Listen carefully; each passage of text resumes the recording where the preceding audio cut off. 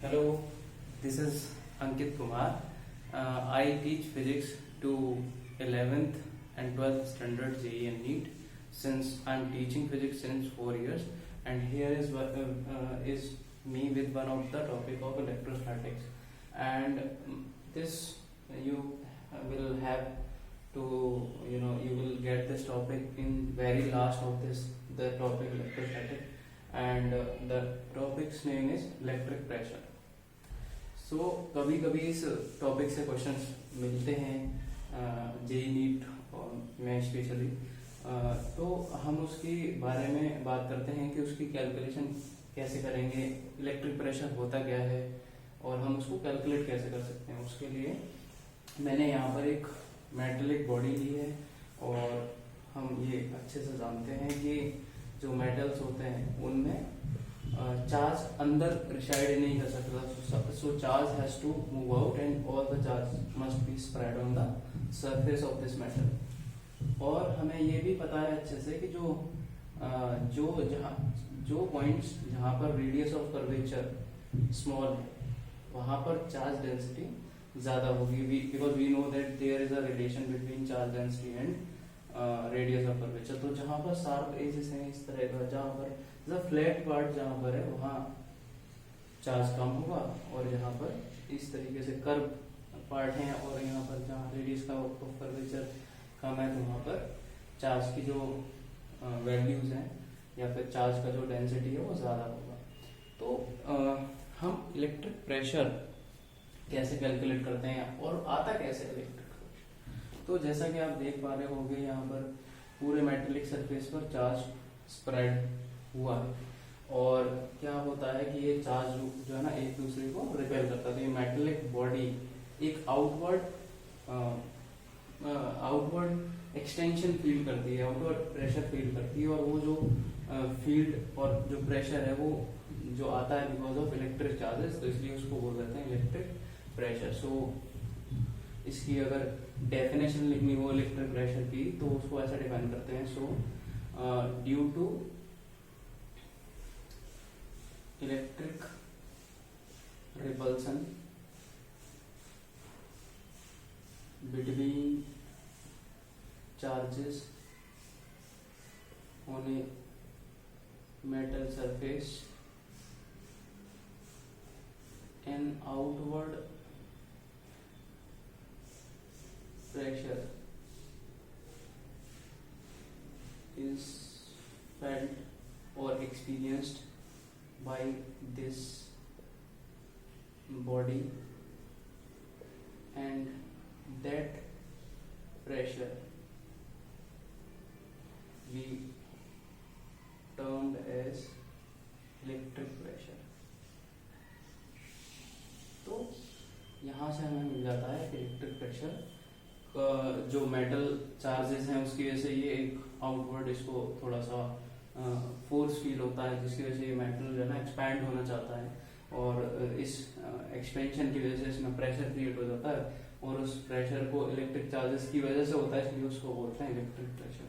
तो इसकी जो कैलकुलेशन है वो कैसे करेंगे, उसके लिए अगर हम देखें बात करें तो हमें यहाँ पर मान लीजिए हमने एक एलिमेंटल चार्ज अज्यूम कर लिया छोटा सा। इस एलिमेंट का नाम दे दीजिए ए और बी। तो इस एलिमेंट में जो चार्ज होगा वो स्मॉल चार्ज होगा, डी क्यू मान लेते हैं, और इस मेटेलिक सरफेस की जो चार्ज डेंसिटी है, सरफेस चार्ज डेंसिटी डिफाइन होगी, जितनी एरिया को कंसीडर करना पड़ेगा, तो उसकी जो वैल्यू आएगी, अगर मान लीजिए इसका एरिया जो है स्मॉल एरिया होगा डी एस, तो ये जो चार्ज है डी क्यू वो सिग्मा इंटू डी एस के इक्वल आ जाएगा। अब इस मेटेलिक एलिमेंट जो आपने लिया है छोटा सा, उसकी विसिनिटी में बिल्कुल पास आप 2 पॉइंट ले लीजिए। Point 1 just outside the metallic body and point 2 just inside the metallic body. और इस एलिमेंटल चार्ज की वजह से पॉइंट 1 पर इलेक्ट्रिक फील्ड होगा आउटवर्ड्स, और हमें ये पता है कि ये पॉजिटिव चार्ज है, और पॉजिटिव चार्ज की वजह से जो फील्ड है वो हमेशा आउटवर्ड्स आता है, तो ये बाहर की तरफ होगा, और ऐसे ही इधर साइड में भी बाहर की तरफ होगा। ये जो इलेक्ट्रिक फील्ड 1 है वो हमने लिखा है इस मेटेलिक चार्ज डी क्यू की वजह से। उसके बाद अगर मान लीजिए आप इसके अलावा जो बची हुई पूरी बॉडी है मेटल की, उसकी वजह से भी कुछ तो फील्ड होगा, और क्योंकि ये भी पॉजिटिव चार्ज है तो ये भी रिपल्सिव फोर्स लगाएगी, या फिर जो फील्ड है इसकी वजह से भी अवे रहेगा। तो मान लीजिए इस पूरी बॉडी की वजह से इलेक्ट्रिक फील्ड E2 है, बाहर वाले पॉइंट पर अवे और अंदर वाले पर भी अवे। तो हमें अगर हम देख पा रहे होंगे इलेक्ट्रिक फील्ड पॉइंट 1 की अगर हम बात करें तो ये दोनों फील्ड जो है ना सेम डायरेक्शन में है। So that is why since electric field is a vector quantity तो हम इसको ऐड कर देंगे। और शायद ये हमें सबको पता होता है कि अगर एक कंडक्टर है उसके पास चार्ज डेंसिटी सिग्मा है तो उसकी जो चार्ज डेंसिटी है वो दोनों साइड में डिस्ट्रीब्यूट हो जाती है। उसकी वजह से मान लीजिए किसी पॉइंट P पर चाहे तो डिस्टेंस ले लीजिए, क्योंकि इसमें डिस्टेंस का रोल नहीं आता है, तो इस सरफेस की वजह से, इस मतलब सरफेस 1 और सरफेस 2, तो सरफेस 1 पर जो चार्ज डेंसिटी है सिग्मा, उसकी वजह से इलेक्ट्रिक फील्ड आएगा इस पॉइंट P पर ड्यू टू सरफेस 1 वो आएगा सिग्मा डिवाइडेड बाई 2 एप्सिलॉन। और सिंस ये पॉजिटिव चार्ज डेंसिटी होगी तो इससे जो फील्ड होगा वो अवे रहेगा। ऐसे ही सरफेस 2 की वजह से P पॉइंट पर D field sigma upon 2 epsilon not होगा, और दोनों ही सेम डायरेक्शन में है तो जो ओवरऑल नेट फील्ड जो आएगा वो P पॉइंट पर वो सिग्मा अपॉन एप्सिलॉन नॉट के इक्वल आएगा। ये हमें पता होता है, या फिर हम ये पहले पढ़ चुके होते हैं। तो यहाँ पर ये सेम सिचुएशन यहाँ पर है कि जो E1 और E2 है जो just vicinity of this metallic surface है, तो यहाँ पर जो इलेक्ट्रिक फील्ड की वैल्यू होगी वो होगी सिग्मा अपॉन एप्सिलॉन नॉट। और सेकंड पॉइंट पर अगर हम देखें ये है for point 1 and for point 2, इस पर अगर हम देखें तो हमारे पास दो फील्ड हैं, एक है E1 अंदर की तरफ और एक है E2 बाहर की तरफ। सो अगर हमें नेट लिखना है तो E1 माइनस E2 या E2 माइनस E1, क्योंकि हमें वैल्यूज तो पता है नहीं कौन ज्यादा कौन कम है, इसलिए हम दोनों पॉसिबिलिटीज हो सकती है और उसकी वैल्यू होगी 0। तो आप चाहे ये लिखो चाहे ये लिखो, उससे कोई प्रॉब्लम नहीं आएगी। या अगर आप इसको 0 लिखते हैं तो यहाँ से आपको मिलेगा E1 इक्वल टू E2, और यहाँ से इसको 0 लिखते हैं तो आपको मिलेगा E2 इक्वल टू E1, और दोनों ही सेम बात है। अब ये 0 कैसे आ गया? सो क्वेश्चन ये है कि how this the net field at point 2 is 0। और इसके लिए हमें ये पता है कि since the body we consider as metal, metals are conductor and conductor के अंदर फील्ड नहीं होता है, सो नेट फील्ड 0 होता है, तो इसलिए मैंने ये लिख दिया। तो हमें यहाँ से मिला E2 एंड E1 इक्वल है, और पहली वाली इक्वेशन से हमें मिला था E1 और E2 का सम इज सिग्मा अपॉन एप्सिलॉन। तो यहाँ से अगर हम जब दोनों इक्वेशंस का यूज करेंगे फर्स्ट एंड सेकंड का, तो हमें E1 और E2 की वैल्यू जो है ना मिलेगी सिग्मा डिवाइडेड बाई 2 एप्सिलॉन। यहाँ तक तो मुझे लगता है कोई दिक्कत होगी नहीं। 1 पॉइंट या 2 पॉइंट या 1 पर इस एलिमेंट की वजह से लिखा और पूरी बॉडी की वजह से लिखा, 2 पर इस एलिमेंट की वजह से बॉडी की वजह से, दोनों को नेट लिख दिया 1 पर, नेट लिख दिया 2 पर, और यहाँ से ये मिल गया। उसके बाद अगर हम इस एलिमेंटल चार्ज जो है dq, उस पर अगर हम फोर्स देखें तो फोर्स लिखने के लिए हमें चाहिए charge q into electric field.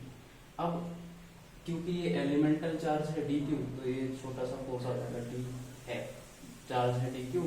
अब यहाँ क्वेश्चन ये है कि आप इलेक्ट्रिक फील्ड कौन सा लिखोगे, E1 लिखोगे, E2 लिखोगे, कि नेट फील्ड लिखना पड़ेगा, मतलब दोनों का सम या दोनों का डिफरेंस। तो फिलहाल 1 पॉइंट पर आउटसाइड में दोनों का सम आ रहा है। तो यहाँ पर ये ध्यान रखने वाली बात है कि जो एलिमेंट dq है उसकी वजह से जो इलेक्ट्रिक फील्ड लिया था वो हमने E1 लिया था, और हमें ये पता है कि सेल्फ इलेक्ट्रिक फील्ड कभी भी इलेक्ट्रिक फोर्स नहीं लगाता है, मतलब E1 अपने ही चार्ज dq पर फोर्स भी लगाएगा। तो इसलिए हमें जब फोर्स लिखना होगा तो हमें E2 यूज करना पड़ेगा, और dq पर E2 की वैल्यू हम ऑलरेडी निकाल चुके हैं। और सिंस dq की वैल्यू भी हमें पता है जो है सिग्मा इंटू डी एस। तो जब हम सारी वैल्यूज यहाँ सब्सटीट्यूट कर देंगे तो हमें छोटा सा force D F small force वो मिलेगा sigma into D S into sigma by 2 epsilon naught. So यहाँ से डी एफ, यहाँ पर जो डी एस है उसको हम डिवाइड में दे देंगे इधर, तो D F by D S ये आ जाएगा हमारा sigma square divide by 2 epsilon not. और हम ये जानते हैं force acting for a unit area, इसी को हम बोलते हैं प्रेशर। तो यहाँ से हमें इलेक्ट्रिक प्रेशर की वैल्यू मिल गई सिग्मा स्क्वायर अपॉन 2 एप्सिलॉन। इसका दूसरा फॉर्म भी होता है और उस फॉर्म के हिसाब से मैंने अभी थोड़ी देर पहले एक शीट का एग्जांपल लेके समझाया था कि जो इलेक्ट्रिक फील्ड आएगा पी पॉइंट पर वो आया था sigma divided by epsilon not. इसकी वजह से सिग्मा अपॉन 2 एप्सिलॉन नॉट, इसकी वजह से सिग्मा अपॉन 2 एप्सिलॉन, तो नेट आया था सिग्मा अपॉन एप्सिलॉन नॉट। तो यहाँ से सिग्मा की वैल्यू इन टर्म्स ऑफ ई हम निकाल सकते हैं ई इंटू एप्सिलॉन नॉट।